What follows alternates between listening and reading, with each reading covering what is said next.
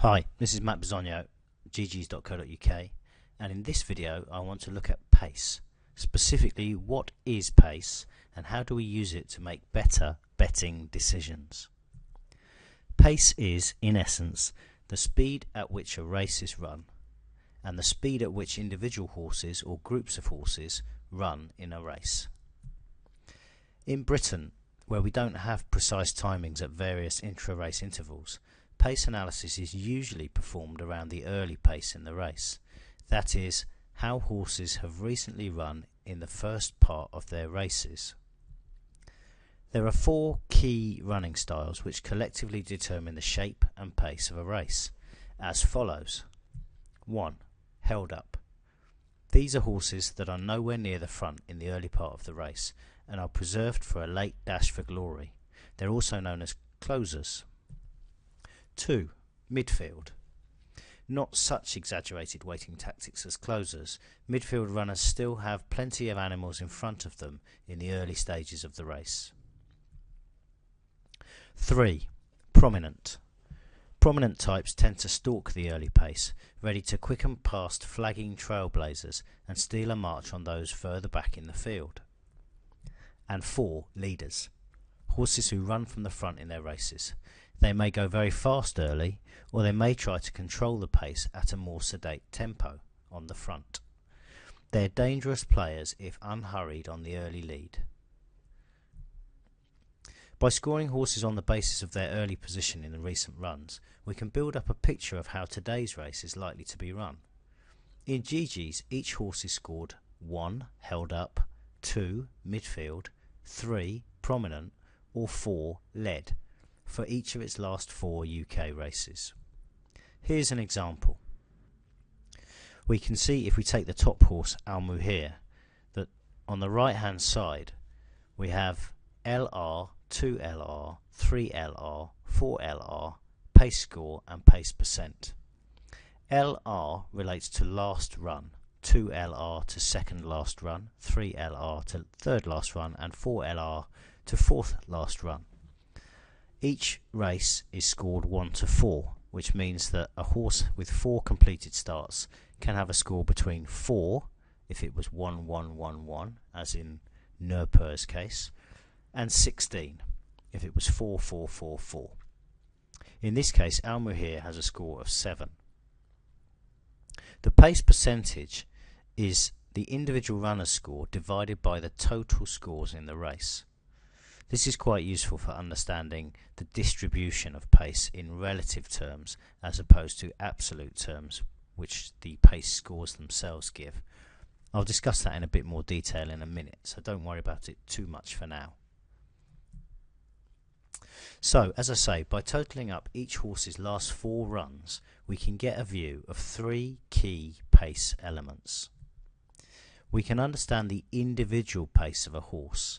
So, looking at this example, we can see that Snow Bay and Staff Hoss have 15 out of a possible 16.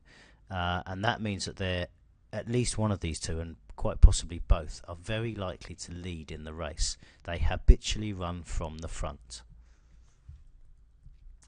2. We can look at the absolute pace in the race, and that's, rather than looking at individual horses, we'll look at the overall pace profile, incorporating all of the horse pace profiles. We can do that by sorting on the pace score column, and again we can see our friends Snow Bay and Staff Hoss at the top of the list, and we can see that in terms of the overall pace profile, there's 2 trailblazers and then nothing really closing in behind. These horses with scores of 11 and 10, they tend to like to race prominently or mid-division in the main, and unless one of these front runners gets away on the lead, it's quite possible that the winner will come from this group of horses here, who will be best placed to take advantage of any fading rivals. And if we look at the odds of those 2 trailblazers, we can see at 50 and 66 to 1 their chance may be compromised by form otherwise. And the third way we look at pace is relative pace. That is the positional pace profile of the race. in other words, where in the field are the speedy runners, and are they grouped together? Are there pockets of pace in the race? Now, there aren't always pockets of pace, but in this case we can see that the horses, this is sorted by draw, and we can see that the horses drawn low, largely there's very little pace on that side of the race.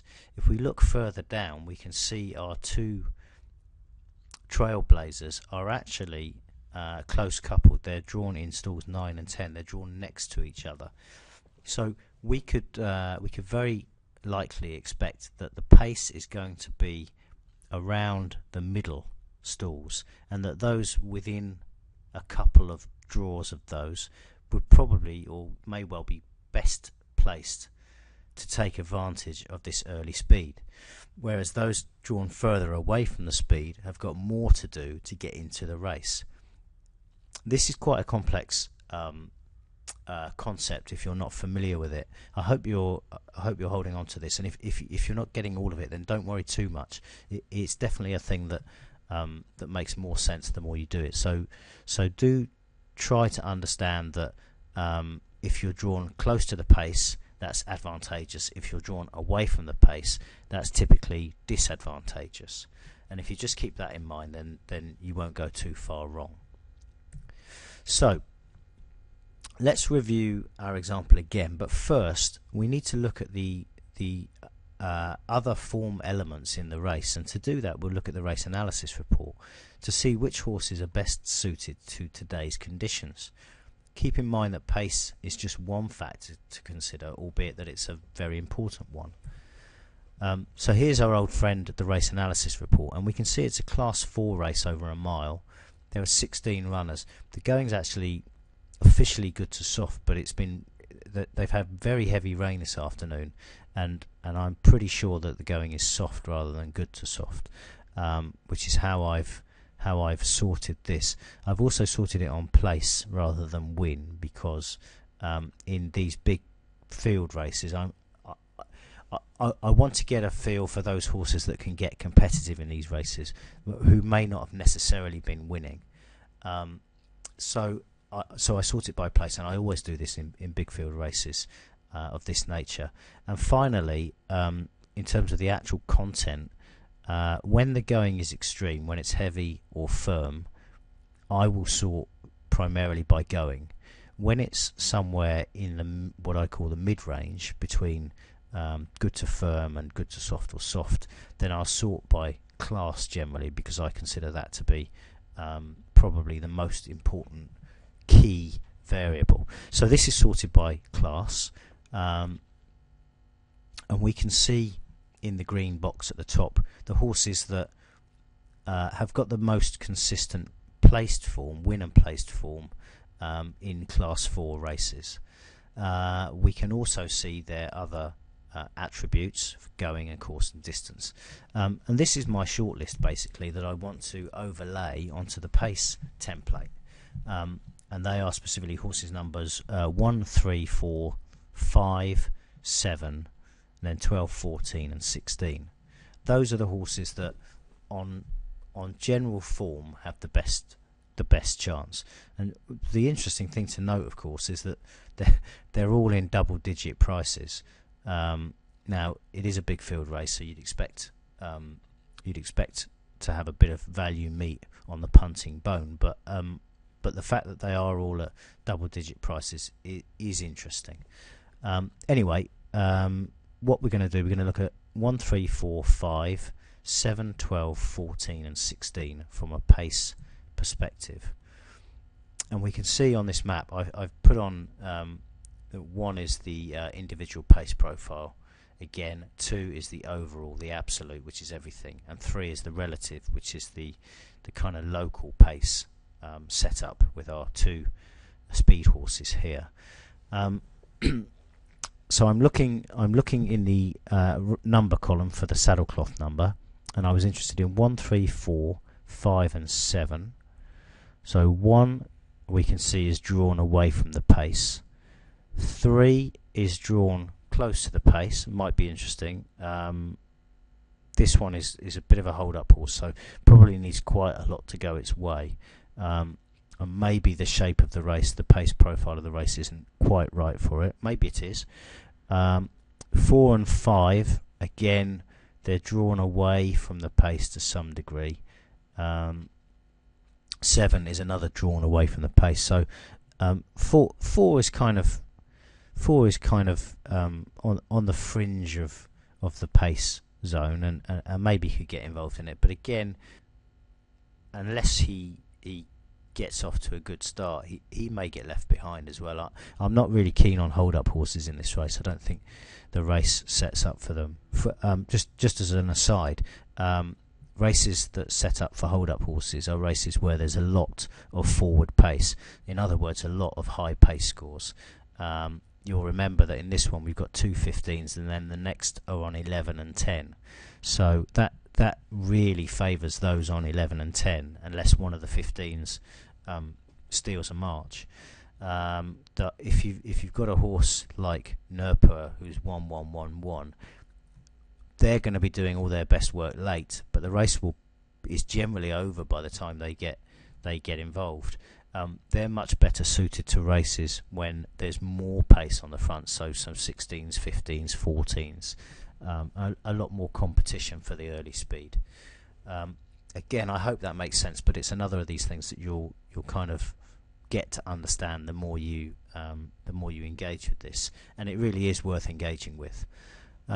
So going back to my numbers, then we've got 12, 14 and 16. So 12, we can see down here, Save the Bees, is drawn close to the pace and might be of interest. 14 must be off the page down here, and could be of interest. And 16 here is just on the periphery, but 16 is one of these 10 and 11 horses like 12, and I quite like both of those given their overall pace score in the context of this race and their proximity to this speed here. Night Owl is another one who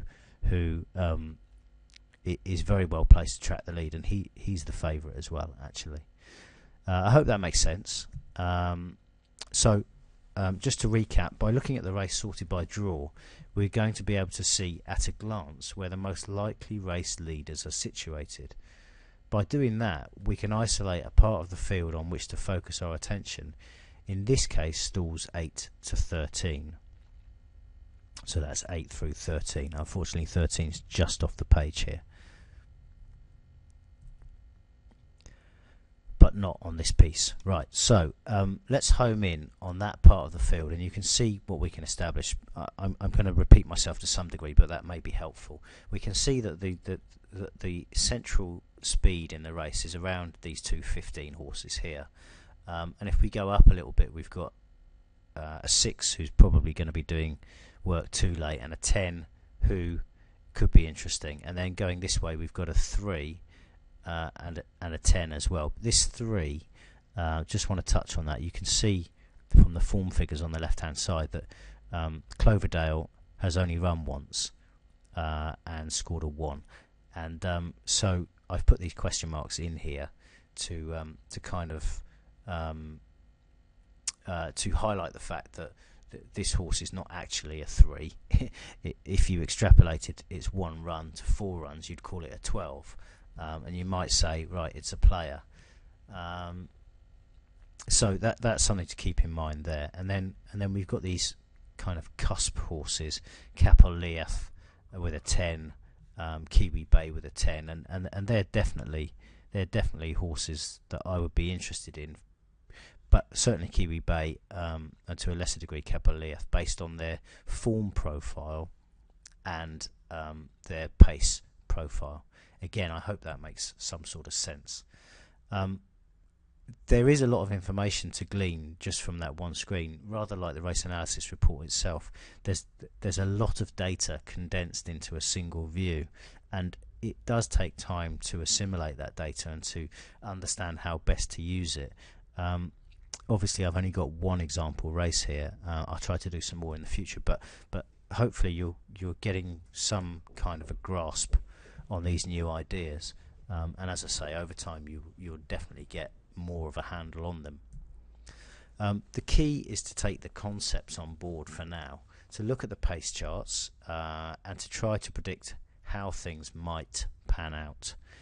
Then, of course, check to see what happens as you watch the race, or later on by reviewing the in-running comments in the results. So those are the inline comments against each horse. Over time you will begin to get a feel for how the races will be run, even before they've been run, and that really is the key to this, is that you get some kind of a crystal ball on where the speed is in the race and which horses may or may not be favoured by that.